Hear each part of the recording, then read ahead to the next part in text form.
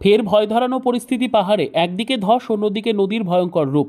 সব মিলিয়ে কার্যত বিপর্যস্ত হয়ে পড়েছে 10 নম্বর জাতীয় সড়ক।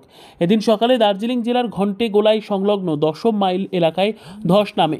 বিশাল পাথর, কাদা ও ধ্বংসস্তূপ রাস্তা জুড়ে ছড়িয়ে পড়ে, যার ফলে রাস্তাটি বন্ধ হয়ে যায়। স্থানীয় সূত্রের খবর, গাড়ি চলাচল সাময়িক বন্ধ হয়ে যাওয়া। ইতিমধ্যে এই বিকল্প রুটে যানবাহন ঘুরিয়ে দেওয়ার চেষ্টা করছে প্রশাসন।